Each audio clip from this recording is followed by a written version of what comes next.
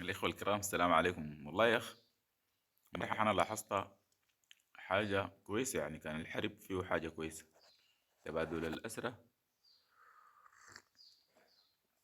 بين قوات الدعم السريع وقوات المشتركة في وادي بحر تقريبا، اللي هو صالح وجوافة. والغريبة يعني كنت في بداية أسرهم برضه كنت متابع، يعني حتى التعامل كان بيختلف. ما فيه حاجة، كان فيه حاجة بس اللهم الصلعة والصلعة، الحلاقة اللي هي في العسكرية موجودة. يعني بس ده حلقوه صلعة تقريبا وذاك حلقوه صلعة. لكن تاني يقول يقول انبيع، يقول انا مرة، والحاجات اللي ما بتشبه السودانيين دي ما كانت موجودة.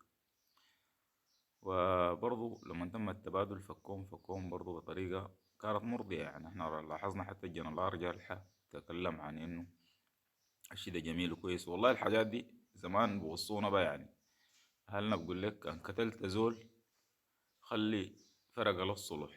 يعني كان قتلت زول قتلته عديل، خلي فرق للصلح.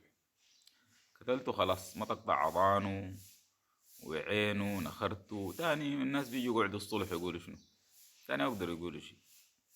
في الحرب دي من الله خلق الدنيا موجود. لكن الأسير يا جماعة الناس تعمل له حساب، تعمل له حساب. انت الزول ده لما انت مجرد ما أسرته بسلمك المهمة العسكرية كلها، الكاكي والسلاح والبطاقة، كل شيء عسكري بديك له، بيقعد معاك ملكي.